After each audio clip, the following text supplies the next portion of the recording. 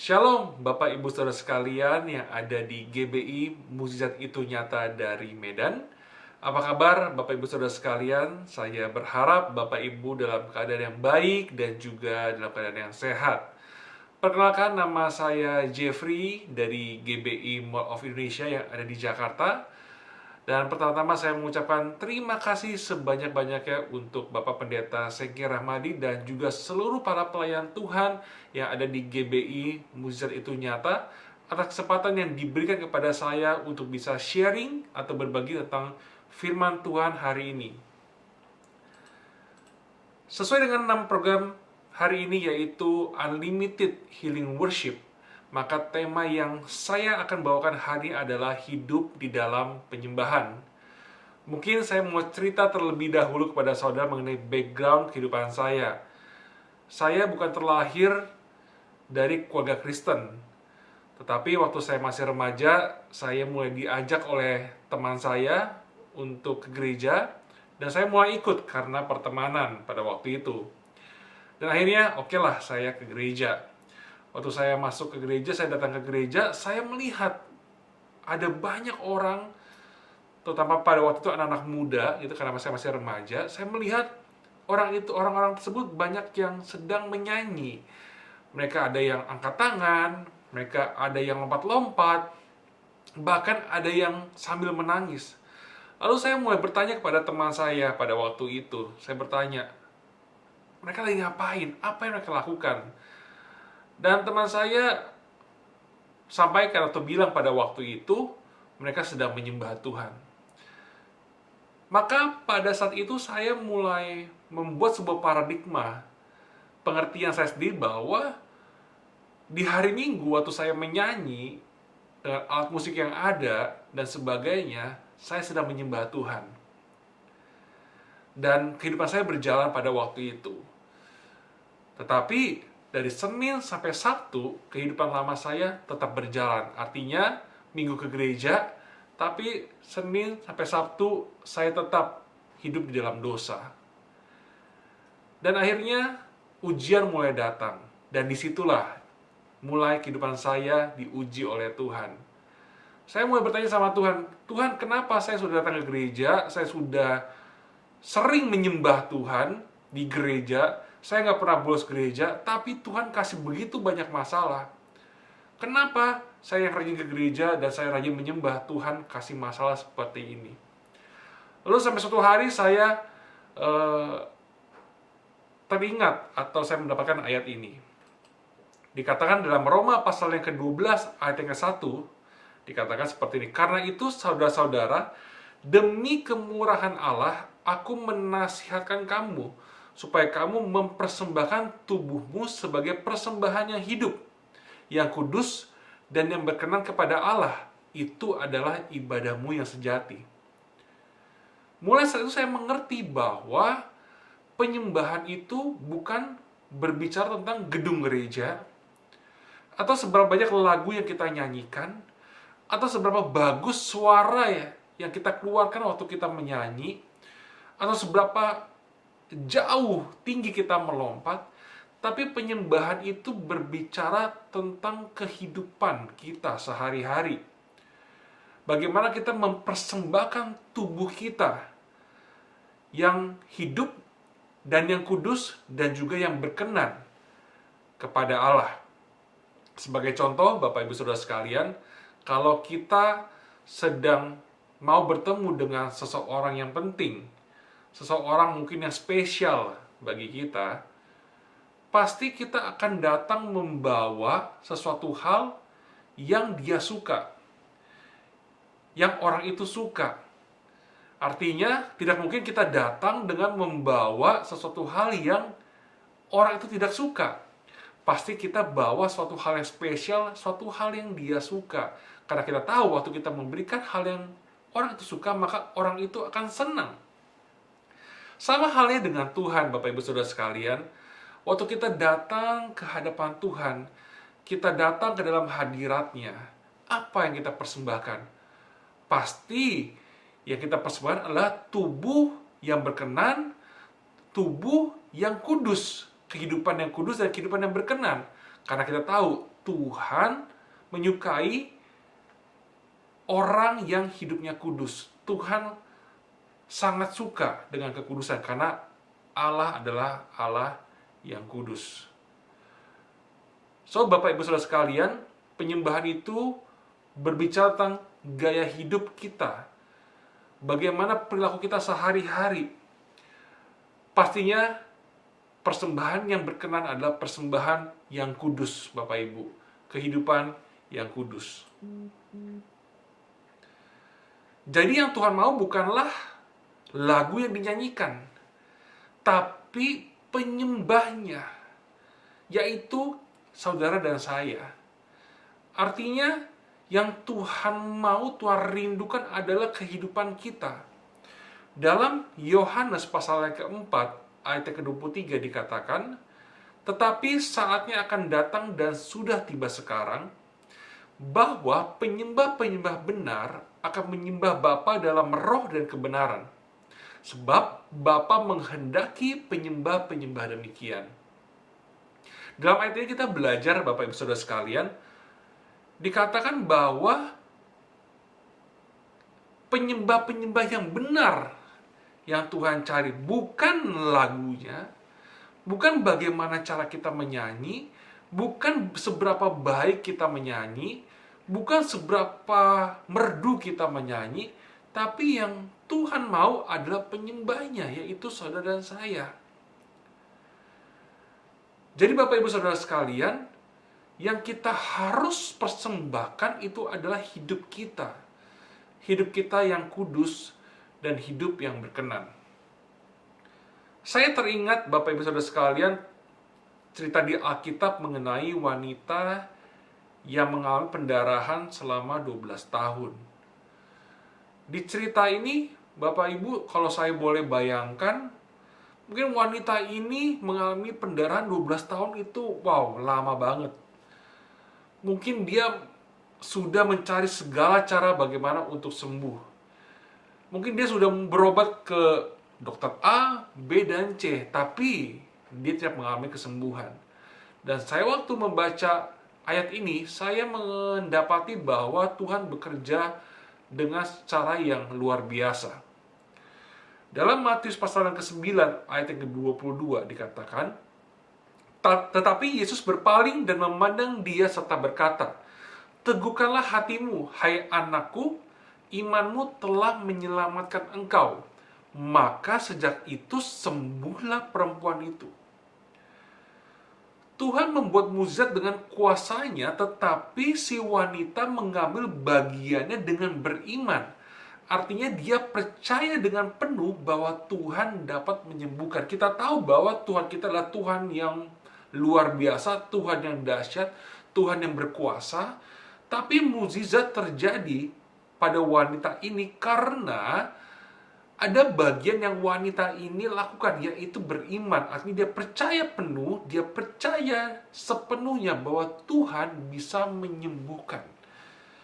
Bapak Ibu, mungkin selama ini Bapak Ibu mengalami suatu hal yang tidak mudah, terutama pada saat masa-masa pandemi ini, pada masa pandemi COVID-19 ini. Mungkin ada yang sakit secara fisik, Bapak Ibu ada di rumah, sakit secara mungkin hubungan suami istri, ataupun sakit hubungan orang tua dengan anak-anak. Mungkin juga ada yang mengalami masa-masa sulit di dalam keuangan, di dalam pekerjaan, usaha yang Bapak Ibu sedang kerjakan hari-hari ini. Tapi saya percaya, sama seperti wanita yang pendarahan 12 tahun ini, mungkin rasanya ini ada suatu penderitaan yang luar biasa. Mungkin rasanya tidak ada dasar lagi kita bisa berharap. Mungkin kita sudah mencari cara bagaimana kita bisa keluar dari masalah ini. Tapi percayalah, Tuhan kita adalah Tuhan yang dahsyat. Tuhan kita adalah Tuhan yang berkuasa. Dia adalah Allah yang punya segala sesuatunya.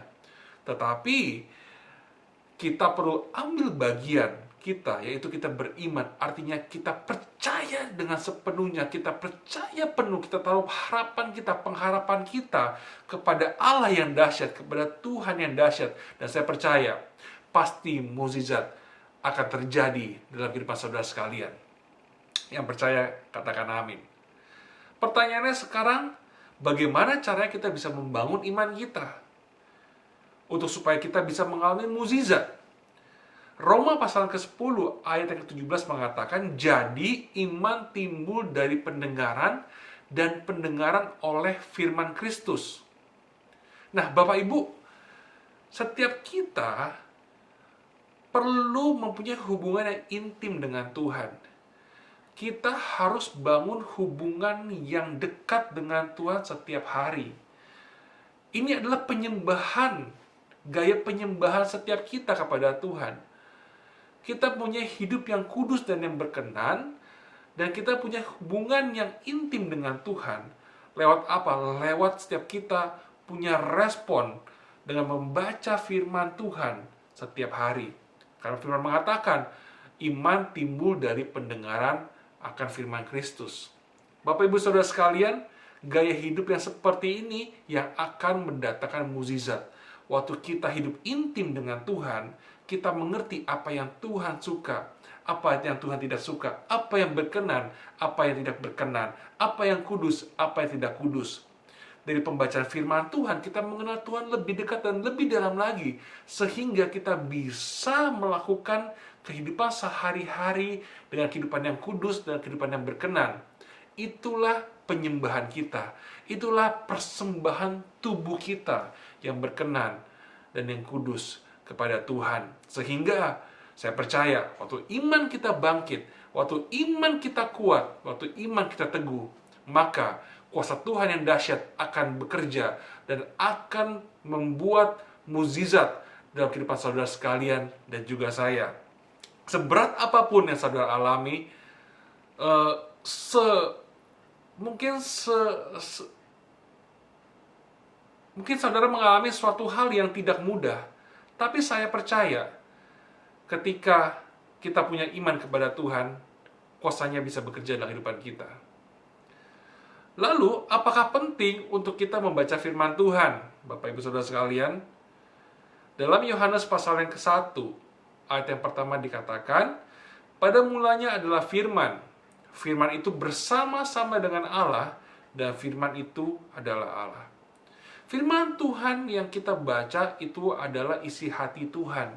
Itu adalah isi hati Allah sendiri. Artinya waktu kita membaca firman Tuhan, kita mengerti dan kita kenal lebih dekat dengan Tuhan kita.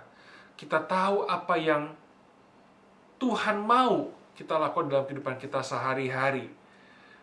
Maka dari itu Bapak Ibu Saudara sekalian, kita harus punya hubungan yang intim dan dekat dengan Tuhan. Kita harus bangun hubungan yang sangat-sangat dekat dengan Tuhan. Dan kita tahu bagaimana setiap kita harus hidup, bagaimana kita harus jaga kekudusan, dan bagaimana kita harus hidup berkenan di hadapan Tuhan. Dan itulah penyembahan yang sejati. Itu adalah ibadah setiap kita yang sejati, dengan mempersembahkan tubuh kita di hadapan Tuhan. Pastinya tubuh yang kudus dan yang berkenan. Sebagai penutup, saya mau bercerita Bapak Ibu Saudara sekalian, bagaimana saya mengalami hal-hal yang sulit dalam kehidupan saya. Pada waktu saya masih bersekolah, pada waktu itu, kurang lebih sekitar 15 tahun yang lalu, mungkin kurang lebih 14 tahun yang lalu, pada saat itu orang tua saya, lebih tepatnya ibu saya atau mama saya, itu mengalami kecelakaan. Mama saya jatuh dan akhirnya mengalami namanya pendarahan otak, karena pembuluh darah yang ada dalam otaknya itu pecah, Bapak Ibu Saudara sekalian. Di sana saya tidak memiliki finansial yang cukup untuk mengobati atau membawa mama saya ke rumah sakit. Tapi pada saat itu keadaan sangat genting dan saya harus dengan terpaksa membawa mama saya ke rumah sakit karena dia sudah mengalami gegar otak, dia sudah muntah dan sebagainya. Akhirnya saya bawa, dan pada waktu dicek dan sebagainya, dokter menyatakan bahwa mama saya harus masuk ke ICU dan untuk dirawat di dalam ICU. Saya tahu biaya di rumah sakit tidak murah, dan keadaan finansial saya tidak sedang dalam keadaan yang baik. Artinya saya bertanya bagaimana caranya saya bisa membayar semua tagihan rumah sakit. Tapi pada waktu itu saya mempunyai kedekatan dengan Tuhan. Saya menaruh harapan saya kepada Tuhan. Saya percaya kepada Tuhan sepenuhnya karena saya hidup di dalam penyembahan. Artinya saya hidup di dalam keintiman dengan Tuhan. Saya tahu bahwa firman mengatakan bahwa Tuhan tidak pernah berhutang. Saya tahu bahwa firman mengatakan bahwa Tuhan tidak pernah menguji setiap kita di luar dari kemampuan kita. Dari firman itulah saya punya iman bahwa Tuhan pasti menolong. Dan akhirnya kurang lebih mama saya atau ibu saya dirawat di rumah sakit selama 1 bulan. Dan biaya yang keluar atau biaya yang terpakai pada saat itu sangat-sangat mahal Bapak Ibu. Dan secara finansial kami nggak sanggup membayar. Tapi yang kami lakukan adalah kami berdoa. Kami hanya berharap sama Tuhan. Kami nggak pernah hilang pengharapan. Kami tidak pernah berhenti untuk tetap jaga kekudusan. Saya tetap melayani Tuhan. Saya tetap memberikan yang terbaik untuk Tuhan, apapun keadaannya. Dan mukjizat terjadi, Bapak Ibu Saudara sekalian. Tiba-tiba waktu orang-orang, sahabat-sahabat dari gereja datang mengunjungi mama saya yang sakit, mereka banyak memberikan bantuan kepada saya.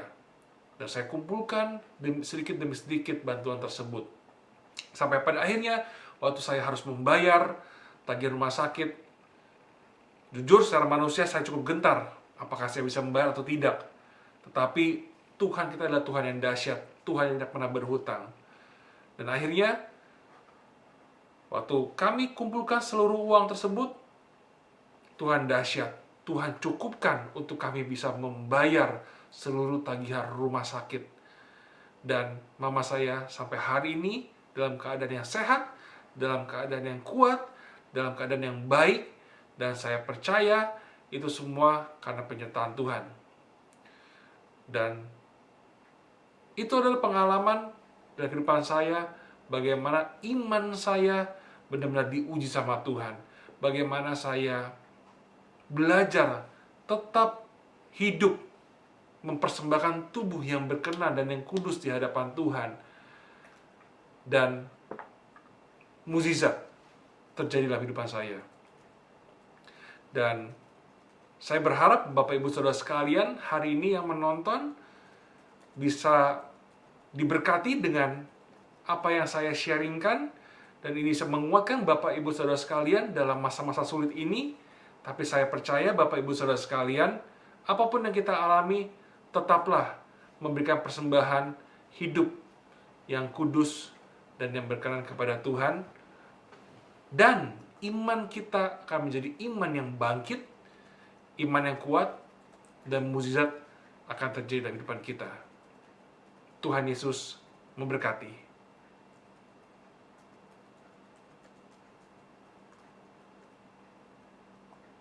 Ini boleh tolong matiin nggak?